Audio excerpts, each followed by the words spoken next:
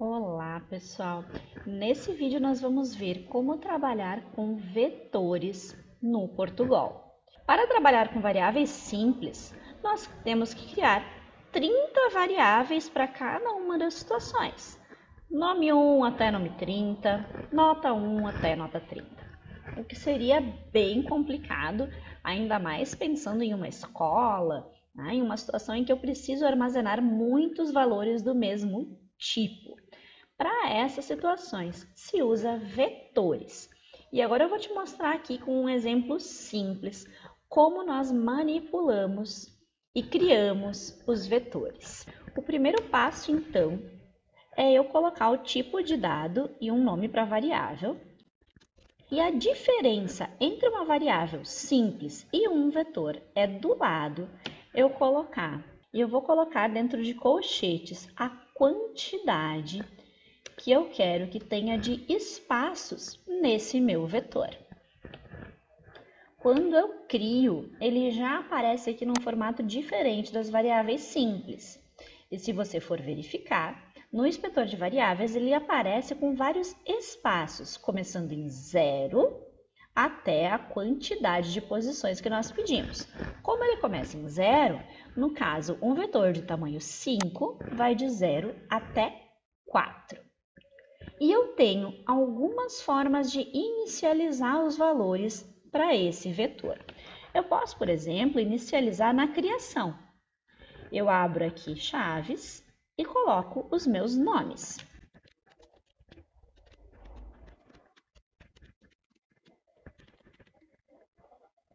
Lembrando de colocar do lado dos colchetes o sinal de igual.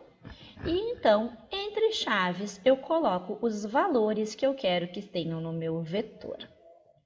Bom, preenchi o meu vetor. Agora, para poder escrever o conteúdo dele, é importante que eu lembre sempre de dizer qual é o endereço. Por quê? Ele não vai escrever todos os nomes na sequência se eu simplesmente usar, por exemplo, nome, como era quando tinha uma variável. Eu preciso usar esse formato aqui. Nome, que é o nome da minha variável, e a posição que eu quero escrever. Nesse caso aqui, quando eu rodo o programa, ele vai primeiro criar e popular o meu vetor. Já aparece aqui no inspetor de variáveis os nomes que eu criei. Como são bastante nomes, ele passa do espaço da janela, mas ele está com todos armazenados. E agora eu quero escrever o nome na posição 1.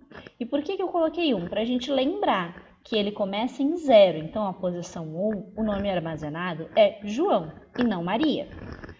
Quando eu sigo rodando, ele escreve o conteúdo da variável nome na posição 1. Eu poderia também alterar o valor de qualquer uma dessas posições do meu vetor, atribuindo da mesma forma como eu atribuo uma variável, mas lembrando que eu tenho que informar a posição.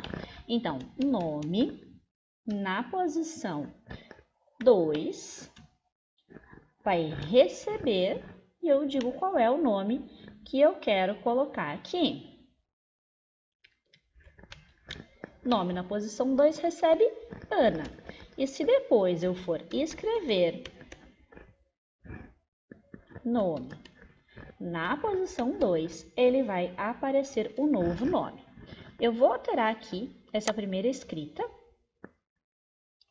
para 2 também, para a gente poder perceber como ele realmente vai fazer a alteração. Então, primeiro, a posição 2 é Pedro e eu vou mudar para Ana. Rodando aqui, então, ele armazenou aqui, posição 2 é Pedro. Ele vai escrever o nome da posição 2, Pedro, e eu vou alterar. Lá no inspetor de variáveis, mudou para Ana. E agora, ele escreve, então, o nome da Ana. E aqui, lembrando que para não ficar colado, para ter o espaço, eu tenho que vir na hora de escrever. Posso colocar o meu /n para quebra de linha e sempre intercalando com uma vírgula para poder pôr a variável depois. Agora sim, eu quero popular o meu vetor, mas eu não quero que ele já venha com os valores preenchidos. Eu quero então fazer a leitura, certo? Eu vou colocar aqui, né? Escreva, digite um nome e depois, ao invés de atribuir, eu vou ler o valor para a variável nome na posição que eu quero. No caso aqui, eu vou começar na posição 0, porque eu quero leia. Eu quero que ele armazene no começo do meu vetor. Bom, então agora rodando o programa, ele pede para eu digitar o nome e ele armazena lá na posição 0. Mas como é que eu vou fazer para preencher todo o meu vetor? Agora vem o grande truque, um dos motivos da gente ter os laços de repetição como o para. Nós vamos usar o para percorrer da posição 0 até a posição 4. Para isso, então, eu vou criar uma variável inteiro. Vou chamar ela de i. E aqui, antes de pedir a digitação, eu vou colocar, então, o meu para. Eu vou ter dois laços. Primeiro, para fazer a leitura do nome. Então, para, e aqui eu tenho que colocar toda aquela sintaxe do para. O i começa valendo 0 e vai até o tamanho do meu vetor, que é 4. E acrescenta de 1 em 1. Ok? Está aqui, menor ou igual a 4. Sempre lembrando que dentro do i igual a 0, ponto e vírgula de novo, entre cada um dos elementos do meu para, abro aqui e fecho depois que ele vai ler o nome.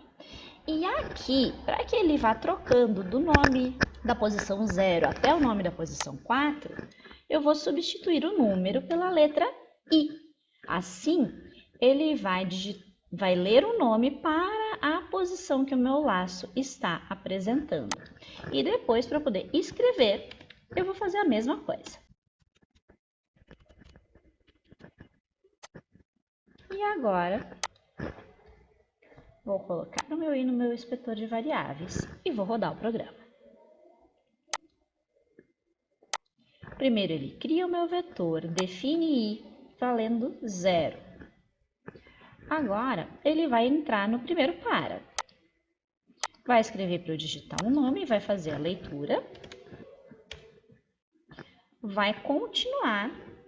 Agora o i vai valer 1, então ele vai ler o nome para a posição 1.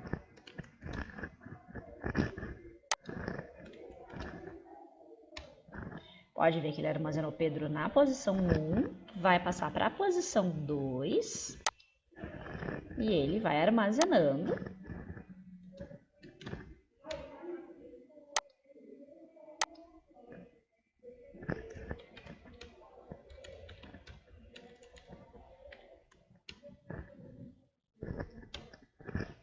Até preencher, até que o i passe a valer 4. Então, agora o i está valendo 4, ele vai passar a última vez por esse primeiro para, que é quando eu vou digitar o último nome.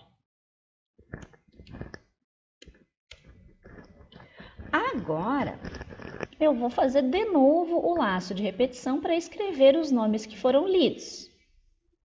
Aqui, muita atenção. Olha o que eu fiz, eu esqueci de trocar o 0 por i. Eu vou rodar novamente.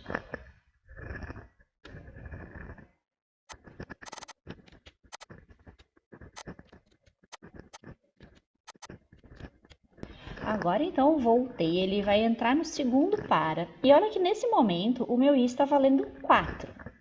Quando eu der o próximo passo, que ele entra no segundo para, a primeira instrução dele é i valendo 0.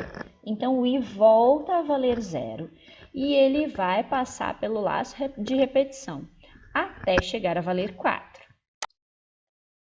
Então, ele vai escrever os nomes que estavam armazenados no meu vetor.